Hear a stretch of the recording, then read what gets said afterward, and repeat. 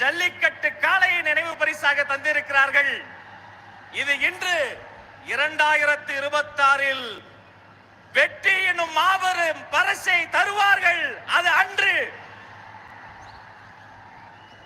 சரி, மதுரைக்காரங்களாம் நினைவு பரிசு கொடுத்தா எங்க அண்ணனுங்க, எங்க பொதுச் செயலாளர், மாநில நிர்வாகிகள் அவங்களும் தரணும்ல. இதோ போற்றுதலுக்குரிய பொதுச் செயலாளரும் மாநில நிர்வாகிகளும் ஒன்றாக சேர்ந்து கொள்கை தலைவர்களின் பொற்கரங்களால் அந்த தலைமை செயலகத்தை எங்கள் தலைவருக்கே தருகிறார்கள். பொதுச் செயலாளர் சொன்னதை போல, தலைவா நீங்கள் ஆணையிடுங்கள், அது நடக்கும்.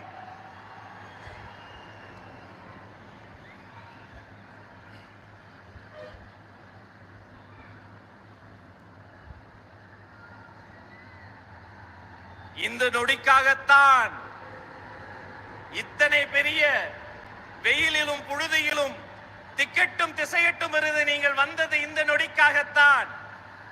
இப்படி ஒரு நொடி வந்துவிடக் கூடாது. என்ன நெடுஞ்சாலையில் குடி வெட்டி எதிரிகள் சோதனை செய்தார்கள்.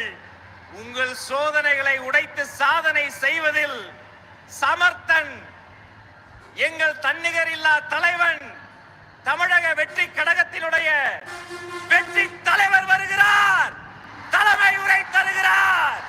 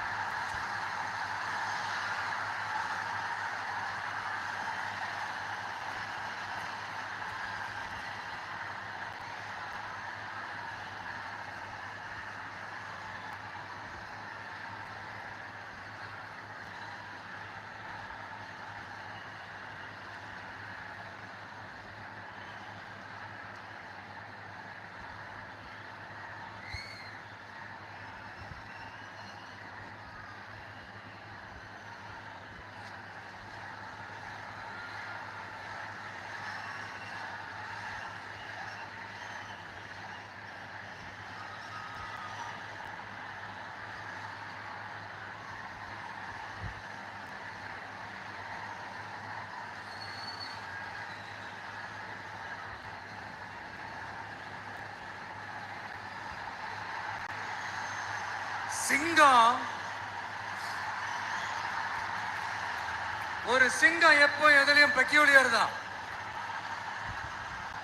ஒரு முறை சிங்கம் கரிசிச்சதுன்னா அந்த சவுண்ட்ல ஒரு 8 கிலோமீட்டருக்கு சும்மா அதிரும், எல்லா திசைகளும் அதிரும். அப்படிப்பட்ட அந்த சிங்கம் வேட்டைக்கு மட்டும்தான் வெளியில வரும், வேடிக்கை பார்க்கறதுக்கெல்லாம் வெளியில வராது. வேட்டையில கூட உயிரோடு இருக்கிற மிருகங்களை தான் வேட்டையாடும். அதுலயும் பெரும்பாலும் தன்னை விட பெரிய சைஸ் உள்ள மிருகங்களை தான் குறி வச்சு தாக்கும், ஜெயிக்கும். எவ்வளவு பசியில் இருந்தாலும் உயிர் இல்லாததை, கெட்டு போனதை தொட்டு கூட பார்க்காது. அப்படிப்பட்ட அந்த சிங்கம் அவ்வளவு ஈஸியா எதையும் தொடாது, தொட்டா விடாது. காட்டோட 4 பக்கமும் மார்க்கிங் மை டெரிட்டரின்னு தன்னுடைய பவுண்டரியை தானே வகுக்கும். அப்படிதான் அந்த காட்டையை தன்னோட கண்ட்ரோல்ல வச்சிருக்கும். சிங்கத்துக்கு கூட்டத்தோட இருக்கிறதுக்கும் தெரியும், தனியா இருக்கிறதுக்கும் தெரியும். அப்படியே தனியா வரணும்னு நினைச்சாலும் அஞ்சாம அலட்டிக்காம சும்மா கெத்தா தனியா வந்து அத்தனை பேருக்கும் தண்ணி காட்டும். எப்போ எதிரையும் தன்னோட தனித்தன்மையை இழக்கவே இழக்காது. Yes, a lion is always a lion.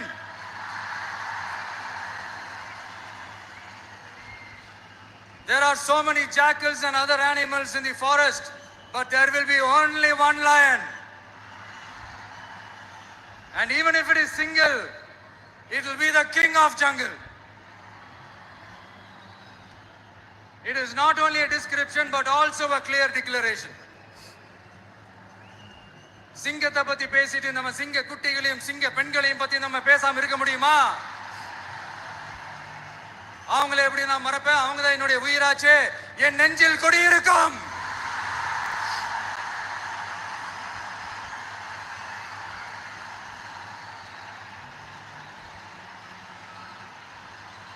என்னுடைய தோழர்களுக்கும் தோழிகளுக்கும்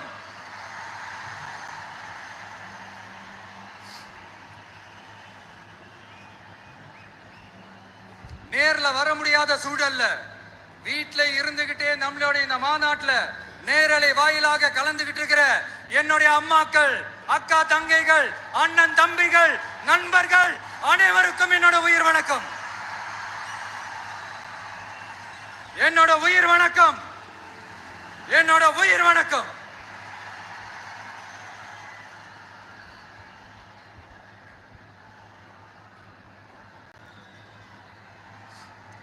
வீரம் விளையும் மாமதுரை மண்ணை வணங்குகிறேன். இந்த மதுரைனாலே உடனே ஞாபகத்துக்கு வருது சீறி பாஞ்சி துள்ளி குதிக்கிற யாருக்கும் அடங்காத காளைகள் விளையாடுற அலங்காநல்லூர் ஜல்லிக்கட்டு தான். நம்ம வைகை ஆறுதான். அழகர் ஆத்துல இறங்குற வைபவம். மதுரை மீனாட்சி அம்மன். இந்த மண்ணோட உண்மையான குணம் உணர்வு பூர்வமான மண் இது. அது மட்டும் இல்ல, இந்த மண்ணில் வாழ்ற மக்களும் அப்படித்தான் உணர்வு பூர்வமான ஆளுங்க. நான் இந்த மண்ணில் கால் எடுத்து வச்ச உடனே ஒரே ஒருத்தரை பத்தி தான் மனசுக்குள்ள ஓடிக்கிட்டே இருந்தது. அவர் யாருன்னு உங்களுக்கும் தெரிஞ்சிருக்கும். சினிமானாலும் சரி, அரசியல்னாலும் சரி, நமக்கு ரொம்ப ரொம்ப பிடிச்சது புரட்சி தலைவர் எம்ஜிஆர் அவர்கள் தான். அவரோட பழகிறதுக்கு எனக்கு வாய்ப்பு கிடைக்கல. ஆனா அவரை மாதிரியே குணம் கொண்ட என்னுடைய அண்ணன் புரட்சி கலைஞர் கேப்டன் விஜயகாந்த் அவர்களோட பழகிறதுக்கு எனக்கு நிறையவே வாய்ப்பு கிடைச்சது. அவரும் இந்த மதுரை மண்ணை சேர்ந்தவர் தானே. அவரை மறக்க முடியுமா?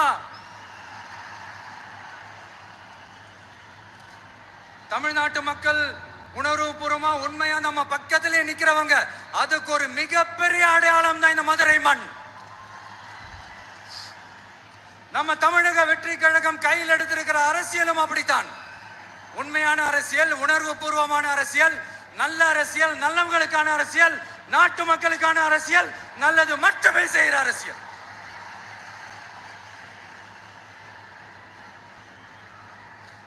இதோ நம்மளுடைய இந்த இரண்டாவது மாநில மாநாடு வாகை சூடும் வரலாறு திரும்புகிறது. அப்படி இந்த மாநாட்டுக்கு பேர் வச்சிருக்கிறோம். 1967லயும் 1977லயும் நம்ம தமிழக அரசியல் ஒரு மிகப்பெரிய ஆட்சி அதிகார மாற்றங்கள் ஒண்ணு நடந்துச்சு இல்லையா? அதே மாதிரிதான் அடுத்த வருஷம் 2026ல அப்படி ஒரு வரலாறு திரும்ப போகுதுன்னு உறுதியா சொல்றதுக்கான மாநாடு தான் நம்மளோட இந்த இரண்டாவது மாநில மாநாடு. விக்கிரவாண்டி விசாலையில நம்மளுடைய ஃபர்ஸ்ட் மாநாடு நடத்தணும், வெற்றி கொள்கை திருவிழா. அதுக்கப்புறமே நீங்க பார்த்திருப்பீங்க தமிழக அரசியல் அந்த தட்ப வெப்பத்தையே மாத்திடுச்சு. நமக்கு எதிராக எத்தனை குரல்கள். ஆனா உங்களுக்கு தான் நம்மளை பத்தி நல்லா தெரியுமே. எந்த குரலையும் காதலையே போட்டுக்காம மக்களோட குரலை மட்டுமே கேட்டுக்கிட்டு நமக்கு எதிராக வர அத்தனை கூக்குரல்களையும் சின்னதா ஒரு சிரிப்போடவே கடந்து வந்திருக்கிறோம். அது இல்லாம நம்ம மாநாட்டில் ஒலிக்கிற இந்த குரல் இந்த ஒற்றை தமிழ் மகனோட குரல் மட்டுமல்ல, ஒட்டுமொத்த தமிழ்நாட்டு மக்களுடைய குரல். தமிழ்நாட்டில் இருக்கிற ஒவ்வொரு வீட்டில இருந்தும் ஒலிக்கிற குரல். ஒட்டுமொத்த உலகெங்கும் வாழும் ஒவ்வொரு தமிழ் வீட்டிலிருந்தும் எழும் குரல். இந்த சினிமா என்கிற மாபெரும் கலை ஆயுதத்தின் வாயிலாக சாதி, மதம், இனம், பாலினம், மொழி கடந்து இந்த நாட்டின் மூளை முடுக்கெங்கும் ரசிகர்களாக இருந்து தோழர்களாக நம்மோடு பயணிக்க துவங்கியுள்ள அனைவரோடும் இணைந்து ஒவ்வொரு மனிதருக்காக ஒலிக்கிற உரிமை குரல். மாநில உரிமைக்காக, பெண் உரிமைக்காக, சமூக நீதிக்காக, சமநீதிக்காக, மதச்சார்பின்மைக்காக உண்மையா ஒலிக்கிற குரல். அதனால் இந்த குரலுக்கு எதிராக இன்னும் எத்தனை கூக்குரல்கள் வந்தாலும் ஓங்கி ஒலிக்குமே தவிர ஒரு நாளும் ஓயவே ஓயாது. Yes, it is an unstoppable voice, an unstoppable force.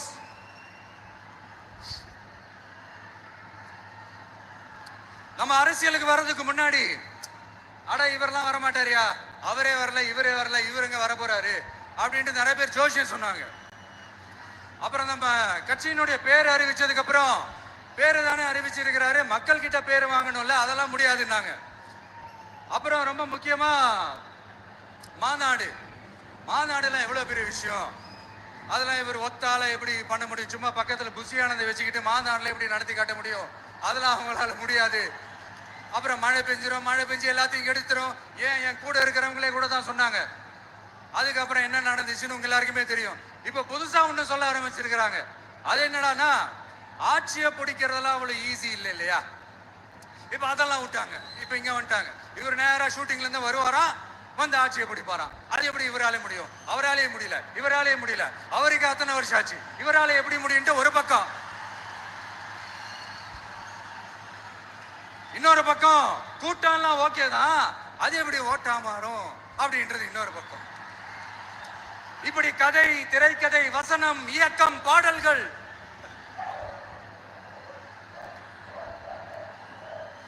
அதனால இந்த அரசியல் ஆய்வாளர்களுக்கு நான் சொல்றதெல்லாம் ஒண்ணுதான், நல்லா கேட்டுக்கங்க.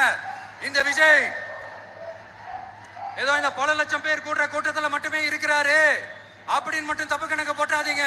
ஏன்னா நம்மளுடைய இந்த கூட்டம் வெறும் ஓட்டா மட்டும் இல்லைங்க, வரப்போற தேர்தலில் மக்கள் விரோத ஆட்சியாளர்களுக்கு நாம வைக்க போற வேட்டா, நம்மளை கோட்டைக்கு அனுப்ப போற ரூட்டா இருக்க போது சீக்கிரமாவே தெரிஞ்சுப்பீங்க. ஏன்னா கோடிக்கணக்கானவங்களோட ஹார்ட்லயும் வீட்லயும் ஏற்கனவே ஆல்ரெடி உயிரா உணர்வா உறவா இருக்கிறோம். நம்மளுடைய கனெக்ட் எல்லாம் வெறும் மக்களோட மட்டும்தான். நாம யாருன்னு அவங்களுக்கு தெரியும், அவங்க யாருன்னு நமக்கு தெரியும். நாமளும் நம்ம மக்களும் எப்படி இருக்கிறோம்னு எதிரிங்களுக்கு நல்லாவே தெரியும். இருந்தாலும் இந்த விஜய் எதுக்குப்பா வந்திருக்கிறாரு, இவர் என்ன புதுசா என்ன திட்டம்லாம் சொல்லிட்டாரு அப்படின்னு வேற நிறைய கேள்விகள். இந்த சொல்றேன் தெரிஞ்சுக்கங்க.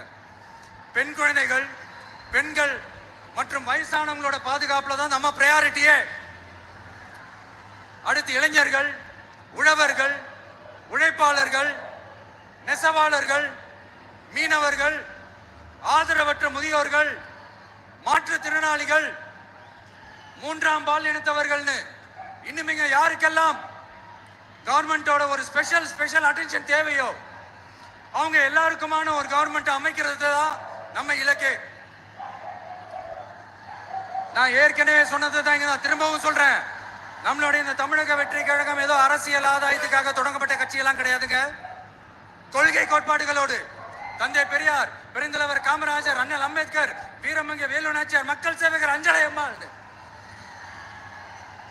நம்மளுடைய 5 கொள்கை தலைவர்களோட வழிகாட்டுதல்களோடு தொடங்கப்பட்ட கட்சி. நம்ம ஸ்டாண்ட்ல நாம எப்பவுமே ஸ்ட்ராங்கா தாங்க இருக்கிறோம். அதுல எந்த மாற்றத்துக்கோ எந்த சமரசத்துக்கோ துளி கூட இடமில்லை. நம்மளுடைய ஒரே கொள்கை எதிரி பாஜக தான். நம்மளுடைய ஒரே அரசியல் எதிரி திமுக தான். எப்படி நம்மளுடைய ஒரே கொள்கை எதிரி, நம்மளுடைய ஒரே அரசியல் எதிரி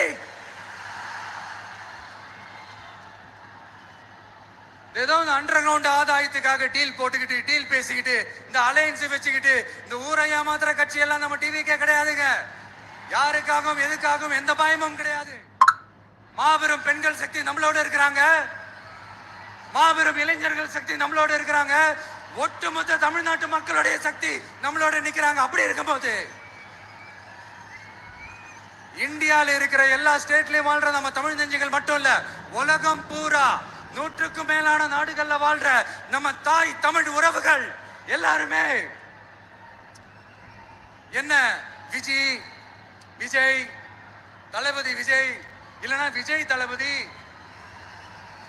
இப்படி சொந்தம் கொண்டாடுற கோடிக்கணக்கானவங்களோட அன்பு மாசியும் நம்மளோட இருக்கும் போது, இவங்க எல்லாருமே நம்மளோட நிற்கும் போது எதுக்குங்க இந்த பாசிச பாஜகவோட நேரடி கூட்டணியோ இல்ல மறைமுக கூட்டணியோ உறவு வச்சுக்க? நாம என்ன உலகமாக ஊழல் கட்சி என்ன?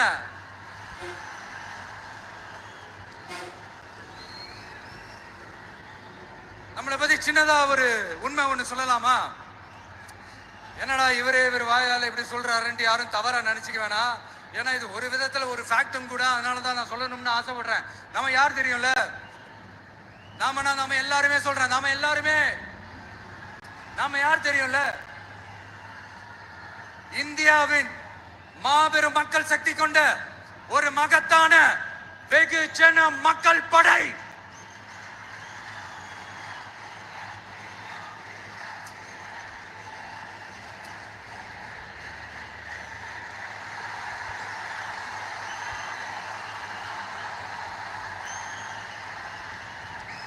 அதனால நம்ம தலைமையில நாம் அமைக்க போற இந்த உண்மையான மக்களாட்சிக்கான அச்சாரமாக மாபெரும் மக்கள் சக்தியை அணி அணியாக நம்மளோட திரண்டு நிக்கிறப்போ இந்த அடிமை கூட்டணியில சேர வேண்டிய அவசியம் நமக்கு இருக்குங்க. நம்மளுடைய இந்த கூட்டணி சுயமிழந்த கூட்டணியாலாம் இருக்காது, சுய மரியாதை கூட்டணியா தான் இருக்கும். இந்த ஒரு பக்கம் RSS கிட்ட அடிபணிஞ்சுக்கிட்டு, இன்னொரு பக்கம் மதச்சார்பற்ற கூட்டணின்னு இந்த மக்களை ஏமாத்துற கூட்டணியாலாம் நம்ம கூட்டணி இருக்காது.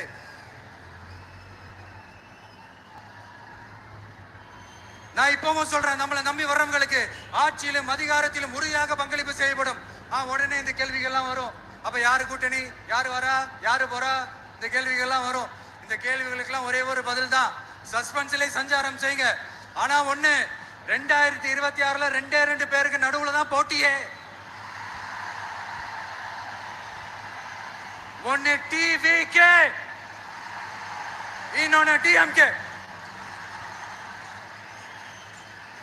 இந்த போட்டி எப்படி இருக்க போதுன்னா, இந்த அலையன்ஸை வச்சு எப்படியாவது நம்ம தப்பிச்சிடலாம். என்ன இந்த பழைய இந்த மேத்தமேட்டிக்ஸ், அரித்மேட்டிக்ஸ் இதெல்லாம் வச்சு எப்படியாவது நம்ம தப்பிச்சிடலாம் அப்படின்னு நினைக்கிறவங்களோட அந்த கனவு ஒரு நாளும் மைப்படாது.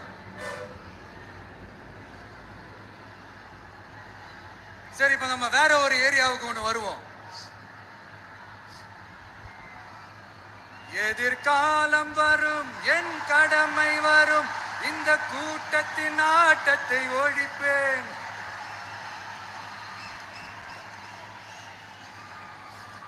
மக்கள் அரசியல் என்ற அந்த சவுக்க கையில் எடுக்கலாமா?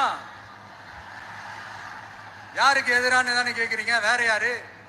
மறைமுக உறவுக்காரர்களான பாசிச பாஜகவும் பாய்சன் திமுகவும் தான். மாண்புமிகு பிரதமர் நரேந்திர மோடிஜி அவர்களே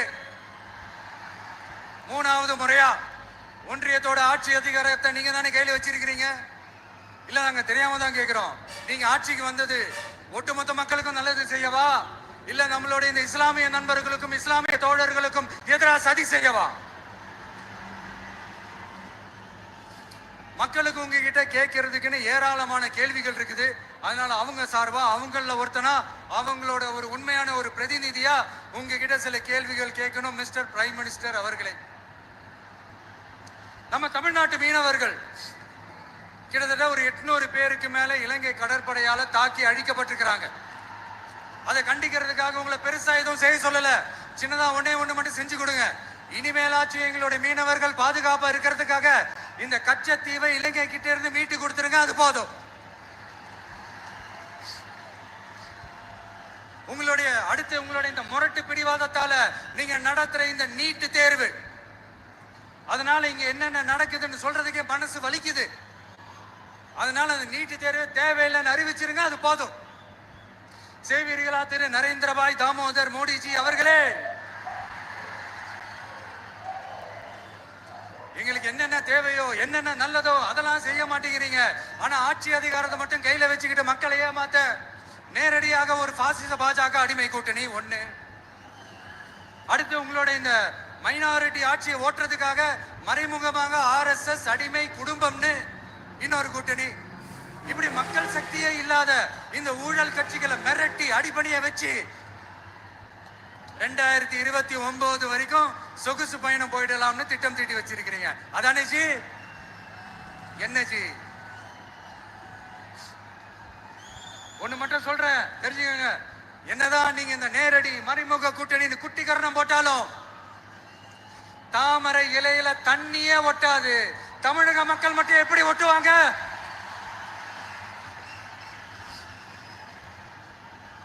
இங்க ஒரு எம்பி சீட்டு கூட தரலன்றதுக்காக தமிழ்நாட்டுக்கும் தமிழ்நாட்டு மக்களுக்கும் எதுவுமே செய்யாம ஓரவஞ்சனை செய்யுது இந்த ஒன்றிய பாஜக அரசு.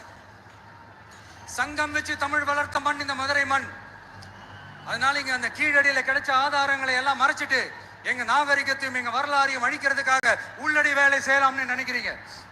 தமிழ்நாட்டை தொட்ட என்ன நடக்கும் நீங்க பல உதாரணங்கள் இருக்குது. அதனால இதையெல்லாம் மறைச்சிட்டு எங்க மக்களை ஏமாத்திடலாம்னு மட்டும் நினைக்காதீங்க. மத நல்லிணக்கத்திற்கு பெயர் பெற்ற இந்த மதுரை மண்ணிலிருந்து சொல்றேன், உங்க எண்ணம் எல்லாம் ஒரு நாளும் ஈடேறாது.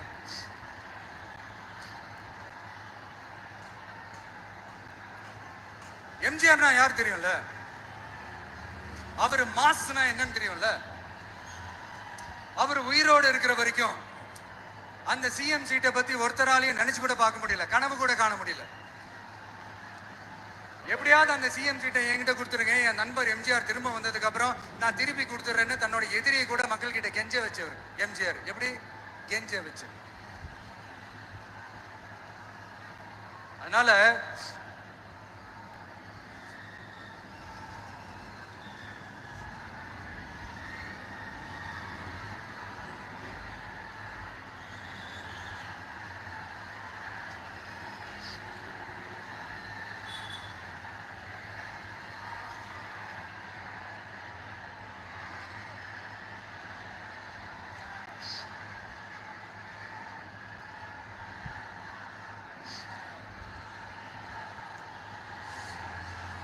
ஆனா இப்போ அவர் ஆரம்பிச்ச அந்த கட்சியை, எம்ஜிஆர் அவர்கள் ஆரம்பிச்ச அந்த கட்சியை கட்டி காக்கிறது யாரு? இன்னைக்கு அந்த கட்சி எப்படி இருக்குது? அத நான் சொல்லிதான் உங்களுக்கு தெரியணுமா? அப்பாவி தொண்டர்கள் அதை வெளியில சொல்ல முடியாம வேதனையில தவிக்கிறாங்க. 2026 சட்டமன்ற தேர்தலில் யாருக்கு ஓட்டு போடணும், எப்படிப்பட்ட ஆட்சி இங்க அமையணும்னு அந்த அப்பழுக்கற்ற அந்த தொண்டர்களுக்கும் ரொம்ப நல்லாவே தெரியும். அதனால என்ன வேஷம் போட்டுக்கிட்டு பாஜக இங்க தமிழ்நாட்டுக்குள்ள வந்தாலும் அவங்க வித்தை எல்லாம் இங்க வேலைக்கே ஆகாது. இப்படி பொருந்தா கூட்டணியா இந்த பாஜக கூட்டணி இருக்கிறதுனால இப்ப ஆட்சியில இருக்கிற இந்த வெற்றி விளம்பர மாடல் திமுக என்ன செய்துன்னு தெரியும்ல? பாஜகவோட உள்ளுக்குள்ள ஒரு உறவை ஒண்ணு வச்சுக்கிட்டு வெளியில எதிர்க்கிற மாதிரி ஒரு டிராமா ஒண்ணு பண்ணிக்கிட்டு, எதிர்கட்சியா இருந்தா போங்க மோடின்னு பலூன் விடுறது, ஆளுங்கட்சியா இருந்தா வாங்க மோடின்னு கொடை பிடிச்சுக்கிட்டு கும்பிடு போடுறது. இது மட்டுமா? ஒரு ரைடுன்னு ஒண்ணு வந்துட்டா போதும், இது வரைக்கும் போகவே போகாத ஒரு மீட்டிங், அதை காரணம் காட்டி டெல்லிக்கு போறது, அங்க ஒரு சீக்கிரட் மீட்டிங் நடத்துறது. நல்லா நோட் பண்ணணும் மக்களே, அந்த மீட்டிங் அப்புறம் இந்த இஷ்யூ அப்படியே காணாம போயிருக்குமே. அதேதான் Stalin uncle, what uncle is very wrong uncle.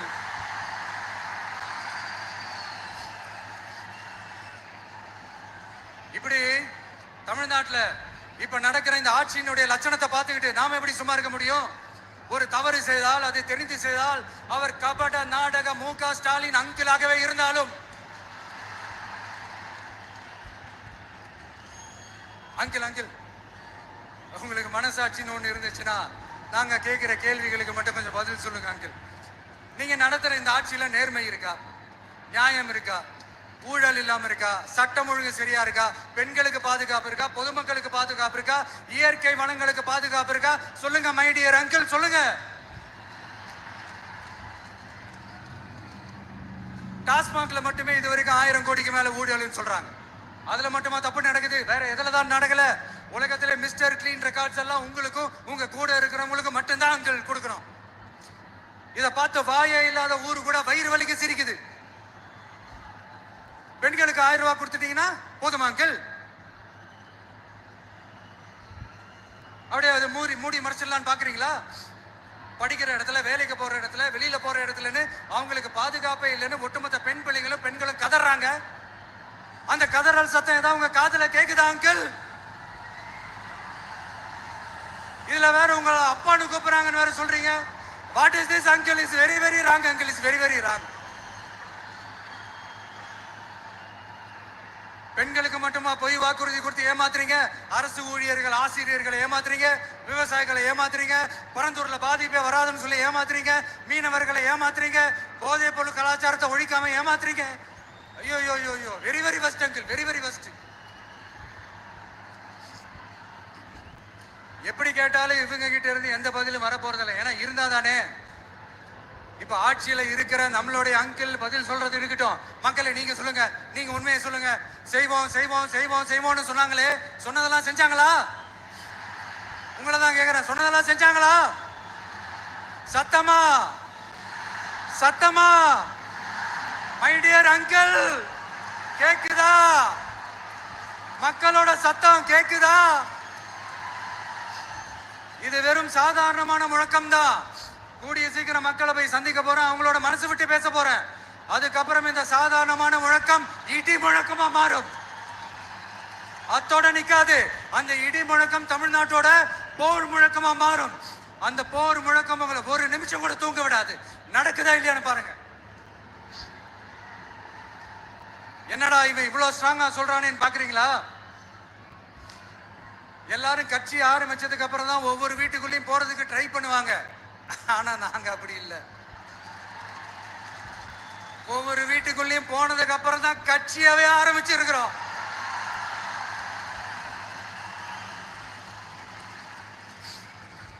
அதனால ஒட்டுமொத்தமா எல்லாருமா சேர்ந்து இந்த திமுக ஆட்சிய, கபட நாடக திமுக ஆட்சிய 2026 தேர்தல்ல வீட்டுக்கு அனுப்புறோம். வீட்டுக்கு அனுப்புறோம். என்ன நண்பா, சரிதானே? என்ன நம்பி செய்வீர்கள் தானே? இப்போ உங்களுக்கு சின்னதா ஒரு சர்ப்ரைஸ். நம்ம கட்சியினுடைய வேட்பாளர் பட்டியலை இப்ப நான் அறிவிக்க போறேன்.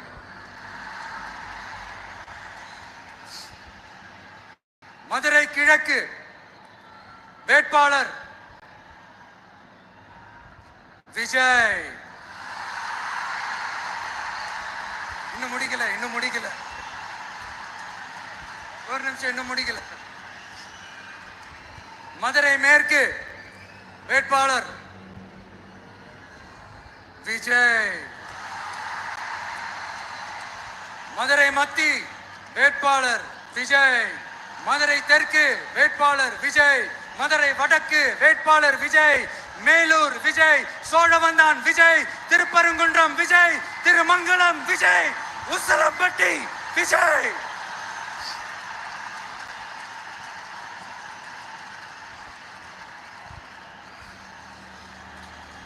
என்னடா எல்லா தொகுதியிலையும் ஒரே வேட்பாளர்னு பாக்குறீங்களா?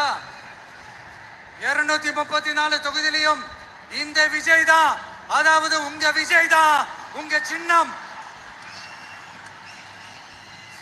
இன்னும் சிம்பிளா சொல்லணும்னா, உங்க வீட்டில் இருக்கிற ஒருத்தர் தான் வேட்பாளரா நிக்க போறாங்க. அந்த வேட்பாளரும் நானும் வேறு வேறு இல்லை. நீங்க அவருக்கு ஓட்டு போட்டீங்கன்னா எனக்கு ஓட்டு போட்ட மாதிரி. இந்த முகத்துக்காக நீங்க ஓட்டு போட்டீங்கன்னா உங்க வீட்டில் இருக்கிற உங்களுடைய வேட்பாளர் ஜெயிச்ச மாதிரி. என்னடா இவர் ஏதோ ஓவரா சொல்றாருன்னு நினைக்க வேணாம். பிராக்டிக்கலா அப்படிதான் இருக்கும், அப்படிதான் இருக்கணும். நீங்களும் அப்படிதான் நினைப்பீங்கன்னு நான் நம்புறேன். ஏன்னா இது நம்மளை விட நம்ம எதிரிங்களுக்கு இன்னும் நல்லாவே தெரியும். அதனால எல்லாம் இந்த அதிகார பலம் எல்லாத்தையும் தூக்கிட்டு வந்துருவாங்க. வரட்டும், பாத்துக்கலாம். TVK will take it, TVK will meet it, TVK will compete with it and TVK will conquer it. TVK will conquer it.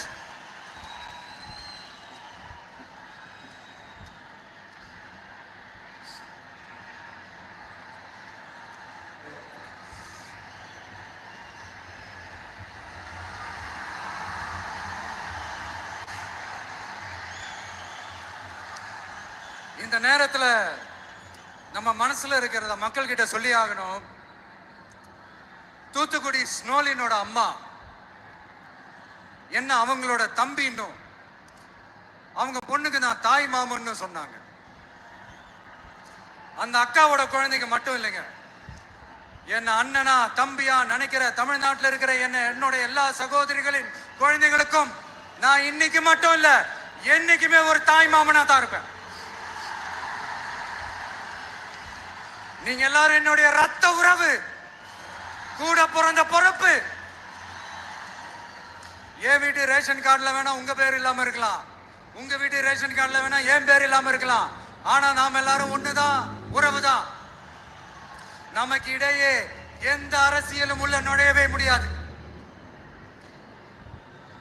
என்கிட்ட இருந்து உங்களையும் உங்ககிட்ட இருந்து என்னையும் எந்த சக்தியாலும் பிரிக்கவே முடியாது. அப்புறம் நான் ஒன்னும் இந்த மார்க்கெட் போனதுக்கு அப்புறம் ரிட்டையர் ஆனதுக்கு அப்புறம் அடைக்கலம் தேடி அரசியலுக்கு வரல. படைக்கலனோட வந்திருக்கிறோம். பவர்ஃபுல் போர்ஸோட, மாபெரும் படை வரிசையோட, எல்லாத்துக்கும் தயாராகி தான் வந்திருக்கிறோம். இவ்வளவு தயாரா நாம அரசியலுக்கு வர்றதுக்கு ரொம்ப ரொம்ப முக்கிய காரணம் ஒண்ணு இருக்கு. அது என்ன தெரியுமா? நன்றி கடன், நன்றி கடன், நன்றி கடன். கிட்டத்தட்ட ஒரு 30 வருஷத்துக்கு மேல நீங்க தான், நம்ம மக்கள் தான் என் கூட நிக்கிறீங்க, எனக்காக நிக்கிறீங்க, என்ன தாங்கி பிடிக்கிறீங்க, மனசுல ஏந்தி பிடிக்கிறீங்க, தாய் அன்போட மடியில ஏந்திக்கிறீங்க. உண்மையை சொல்லணும்னா வேற யாரை விடவும் எனக்கு இந்த அன்பையும் ஆதரவையும் கொடுத்திருக்கிறீங்க. என் மேல உயிரையே வச்சிருக்கிறீங்க. என்ன உங்க வீட்டுல ஒருத்தனாவே ஆக்கிட்டீங்க. நீங்க எனக்கு கடவுள் கொடுத்த வரம்.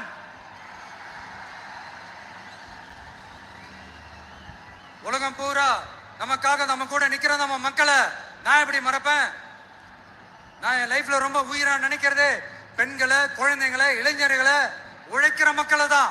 இவங்க தான் நம்மளோட வகைரா.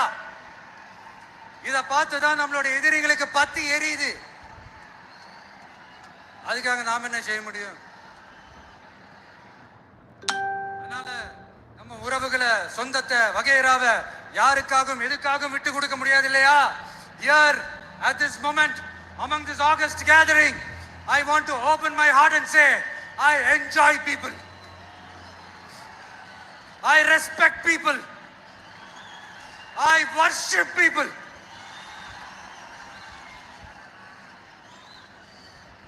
சரிப்பா, இவ்வளவு செஞ்ச நம்ம மக்களுக்கு நன்றி கடனா உன்னால முழுமையா செலுத்த முடியுமான்னு கேட்டா சத்தியமா சொல்றேன், என்னால முடியாதுதான்.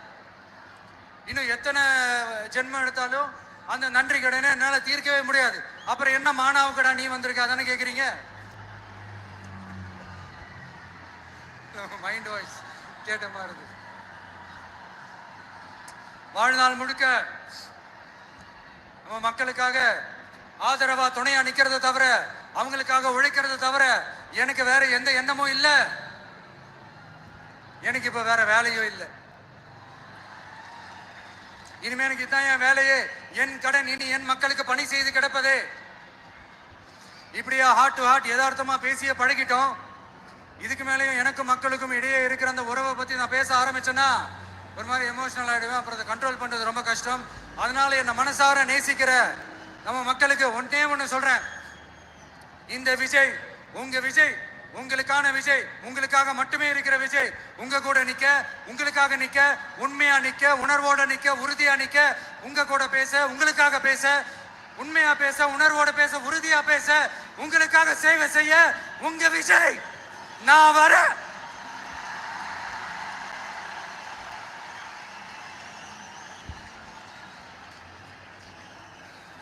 சொல்லல முக்கியம், செயல் செயல் செயல் தான் முக்கியம்.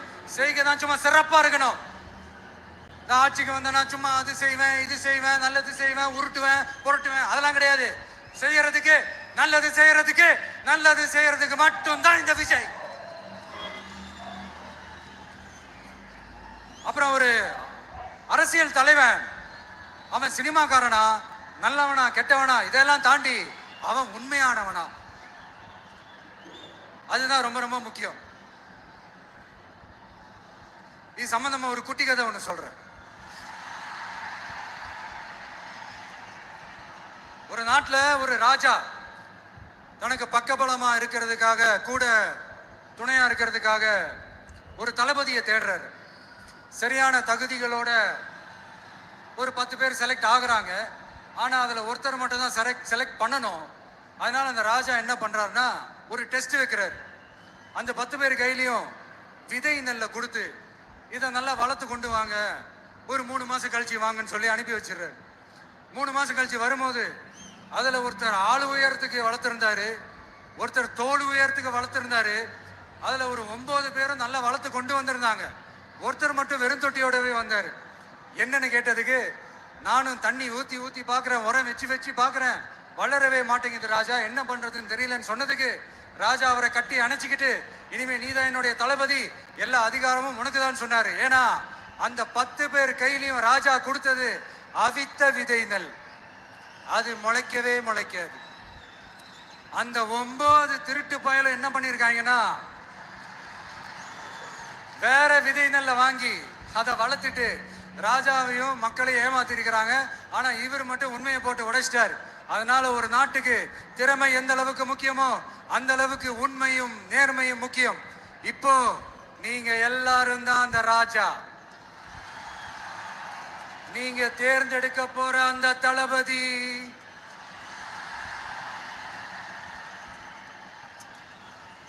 சும்மா சினிமாக்காரன் சினிமாக்காரன் சினிமாக்காரன். அம்பேத்கர் அவர்களை தோக்கடிச்சது சினிமாக்காரன் இல்ல, அரசியல்வாதி.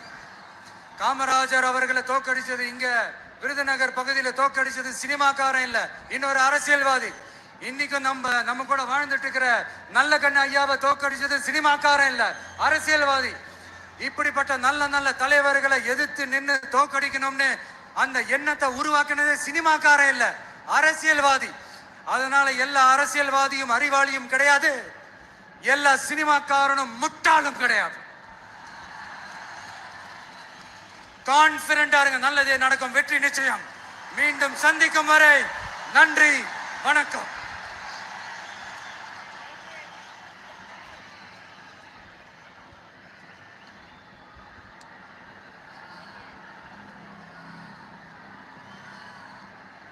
தமிழக வெற்றி கழகத்தினுடைய வெற்றி தலைவரின் வார்த்தைகள் நம்முடைய வேத வாக்காக எடுத்துக்கொண்டு நிறைவேற்றுவோம். கட்டுக்கடங்காத கூட்டத்தின் நலன் கருதி தீர்மானங்கள் தனியாக வெளியிடப்படும் என்று சொல்லி நன்றி உரை தருகிறார் நம்முடைய மாவட்ட செயலாளர் அண்ணன் தங்கபாண்டி அவர்கள். தமிழக வெற்றி கழகத்தினுடைய வெற்றி மாநாட்டில்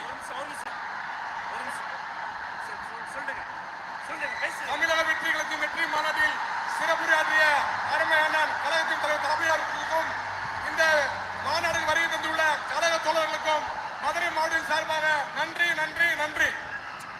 மதுரையில் இருந்து சொல்கிறோம், சந்திரன் வந்துவிட்டார்,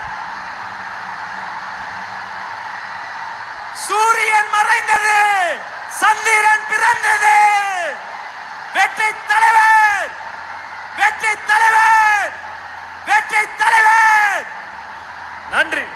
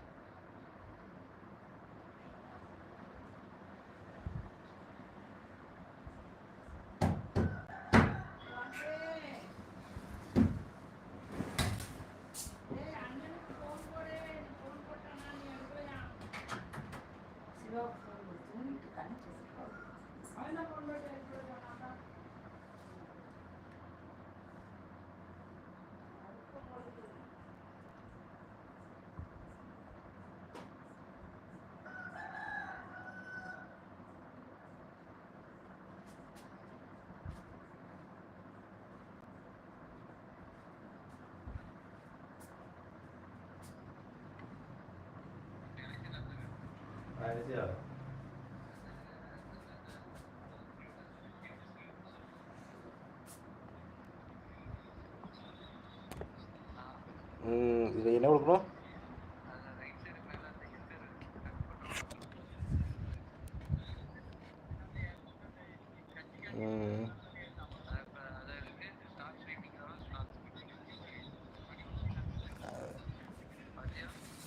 இந்த பார்த்துட்டு இருக்கேன். ஆமாம். பண்ணிட்டேன்.